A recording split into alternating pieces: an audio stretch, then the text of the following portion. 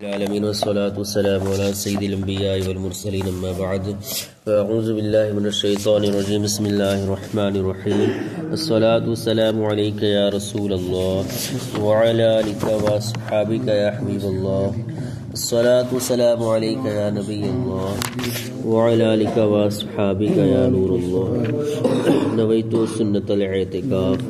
پیارے آقا صلی اللہ تعالی علیہ وآلہ وسلم نے ارشاد فرمایا، جو شخص مجھ پر ایک مرتبہ درود پاک پڑھتا ہے اللہ تبارک و تعالی اس پر 10 رحمتیں نازل فرماتا ہے. صلو علی الحبیب صلی اللہ تعالی علی محمد صلی اللہ علیہ وسلم.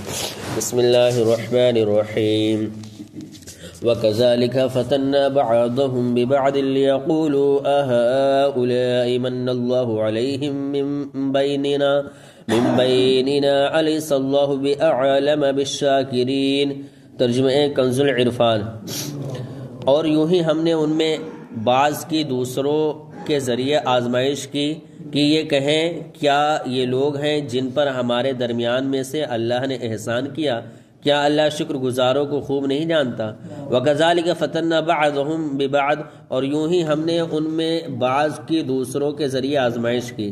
پہلی آیت کے حوالے سے یہاں فرمایا گیا کہ غریبوں کے ذریعے امیروں کی آزمائش ہوتی رہتی ہے، اور گزشتہ انبیاء کرام علیہم السلام کے صحابہ کے ساتھ بھی یہ ہوتا تھا کہ مالدار کافر غریب مسلمانوں کو حقارت کی نگاہ سے دیکھتے اور ان کا مذاق اڑاتے، اور ہمیشہ سے کفار کا یہ دستور رہا ہے کہ مسلمانوں کے فقر کو دیکھ کر اسلام کی حقانیت کا انکار کرتے ہیں اور کہتے ہیں کہ اگر اسلام سچا اور کفر جھوٹا ہے تو مسلمان فقیر اور کفار مالدار کیوں ہیں.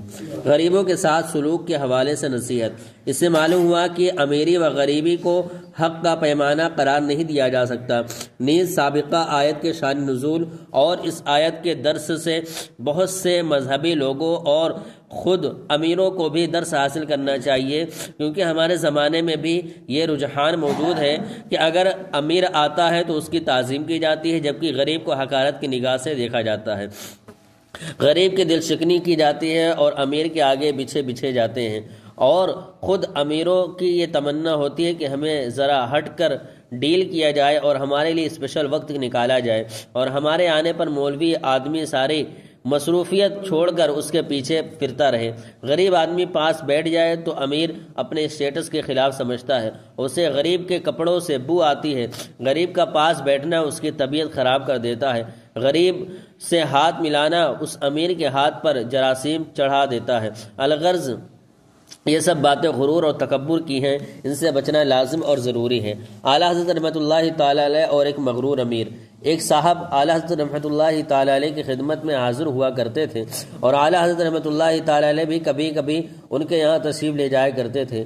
ایک مرتبہ آپ رحمۃ اللہ تعالی علیہ ان کے یہاں تشریف فرما تھے کہ ان کے محلے کا ایک بیچارہ غریب مسلمان ٹوٹی ہوئی پرانی چارپائی پر جو صحن کے کنارے پڑی تھی جھجکتے ہوئے بیٹھا ہی تھا کہ صاحب خانہ نے نہایت کڑوے تیوروں سے اس کی طرف دیکھنا شروع کیا، یہاں تک کہ وہ ندامت سے سر جھکا کر اڑ کر چلا گیا.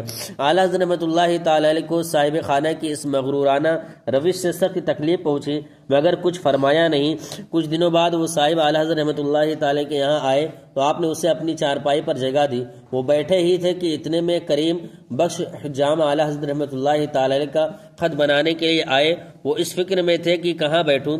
اعلیٰ حضرت رحمۃ اللہ تعالی نے فرمایا، بھائی کریم بخش کیوں کھڑے ہو؟ مسلمان آپس میں بھائی ہیں. اور ان صاحب کے قریب بیٹھنے کا اشارہ فرمایا. کریم بخش حجام ان کے ساتھ بیٹھ گئے.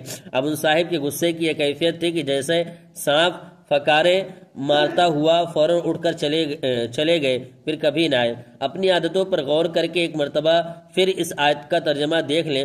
فرمایا، اور یوں ہی ہم نے ان میں بعض کی دوسروں کے ذریعے آزمائش کی تاکہ یہ مالدار کافر غریب مسلمانوں کو دیکھ کر کہیں کیا یہ لوگ ہیں جن پر ہمارے درمیان میں سے اللہ نے احسان کیا، کیا اللہ شکر گزاروں کو خوب نہیں جانتا. وَإِذَا جَاءَكَ الَّذِينَ يُؤْمِنُونَ بِآيَاتِنَا فَقُلْ سَلَامٌ عَلَيْكُمْ كَتَبَ رَبُّكُمْ عَلَى نَفْسِهِ الرَّحْمَةَ أَنَّهُ مَنْ عَمِلَ مِنْكُمْ سُوءًا بِجَهَالَةٍ ثُمَّ تَابَ مِنْ بَعْدِهِ وَأَصْلَحَ فَأَنَّهُ غَفُورٌ رَحِيمٌ. ترجمہ کنز العرفان. اور جب آپ کی بارگاہ میں وہ لوگ حاضر ہوں جو ہماری آیتوں پر ایمان لاتے ہیں تو ان سے فرماؤ تم پر سلام، تمہارے رب نے اپنے ذمہ کرم پر رحمت لازم کر لی ہے کہ تم میں سے جو کوئی نادانی سے کوئی برائی کر لے پھر اس کے بعد توبہ کرے اور اپنی اصلاح کر لے تو بے شک اللہ بخشنے والا مہربان ہے۔ وَإِذَا جَاءَكَ الَّذِينَ يُؤْمِنُونَ بِآيَاتِنَا، اور جب آپ کی بارگاہ میں وہ لوگ حاضر ہوں جو ہماری آیتوں پر ایمان لاتے ہیں۔ ارشاد فرمائے کہ یہ پیارے حبیب صلی اللہ تعالی علیہ وآلہ وسلم، جب آپ کی بارگاہ میں وہ لوگ حاضر ہوں جو ہماری آیتوں پر ایمان لاتے ہیں تو آپ ان کی عزت افزائی کرتے ہوئے ان کے ساتھ سلام کی ابتدا فرمائیں اور انہیں یہ بشارت دیں کہ تمہارے رب عز و جل نے فضل و احسان کرتے ہوئے اپنے ذمہ کرم پر رحمت لازم کر لی ہے کہ تم میں سے جو کوئی نادانی سے کوئی برائی کر لے پھر اس کے بعد توبہ کرے اور اپنی اصلاح کر لے تو بے شک اللہ تعالیٰ اس کے گناہ بخشنے والا اور اس پر مہربانی فرمانے والا ہے۔ نیک مسلمانوں کا احترام کرنا چاہیے۔ اس سے معلوم ہوا کہ نیک مسلمانوں کا احترام اور ان کی تعظیم کرنی چاہیے اور ہر ایسی بات سے بچنا چاہیے جو ان کی ناراضی کا سبب بنے، کیونکہ انہیں ناراض کرنا اللہ تعالیٰ کی ناراضی کا سبب ہے۔ جیسا کہ حضرت عائذ بن عمرو رضی اللہ تعالی عنہ فرماتے ہیں کہ حضرت سلمان، حضرت صہیب اور حضرت بلال رضی اللہ تعالی عنہم کے سامنے حضرت ابوبکر صدیق رضی اللہ تعالی عنہ نے ان کے مزاج کے خلاف کوئی بات کہہ دی تھی۔ پھر حضرت ابوبکر صدیق نے حضور صلی اللہ علیہ وسلم کی بارگاہ میں حاضر ہو کر آپ کو اس کی خبر دی۔ آپ صلی اللہ علیہ وسلم نے ارشاد فرمایا، اے ابوبکر رضی اللہ تعالی عنہ، شاید تم نے انہیں ناراض کر دیا، اگر تم نے انہیں ناراض کر دیا تو اپنے رب عز و جل کو ناراض کر دیا۔ پھر حضرت ابوبکر صدیق رضی اللہ تعالی عنہ ان کے پاس گئے اور کہا، اے میرے بھائیوں، میں نے تم کو ناراض کر دیا۔ انہوں نے کہا، نہیں اے بھائی، اللہ تعالیٰ آپ کی مغفرت فرمائے۔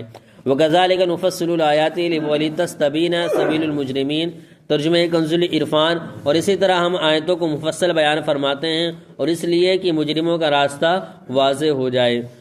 وَكَذَلِكَ نُفَصِّلُ الْآيَاتِ، اور اسی طرح ہم آیتوں کو مفصل بیان فرماتے ہیں، یعنی اے حبیب صلی اللہ تعالی علیہ وسلم، جس طرح ہم نے آپ کے سامنے اس صورت میں اپنی وحدانیت کے دلائل تفصیل کے ساتھ بیان کیے ہیں، ہم اسی طرح اپنی حجتوں اور دلائلوں کو مفصل بیان فرماتے ہیں اور ہم قرآن مجید میں اطاعت گزاروں، گناہ کے بعد توبہ کر لینے والوں کے اوصاف اور گناہ پر اڑے رہنے والوں کی صفات بیان کرتے ہیں تاکہ حق ظاہر ہو جائے اور اس پر عمل کیا جائے، اور اس لیے یہ چیزیں بیان کرتے ہیں کہ مجرموں کا راستہ اور ان کا طریقہ واضح ہو جائے تاکہ اس سے بچا جائے۔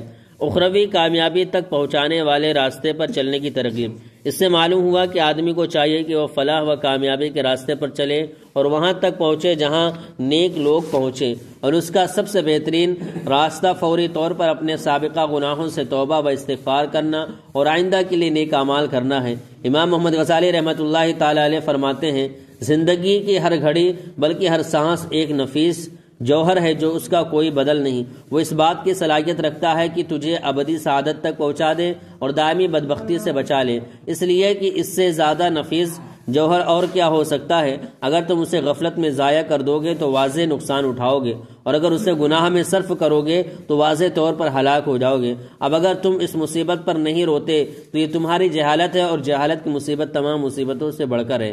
افسوس، لوگ غفلت کی نیند سوئے ہوئے ہیں، جب موت آئے گی تو وہ جاگ جائیں گے۔ اس وقت ہر مفلس کو اپنی افلاس کا اور ہر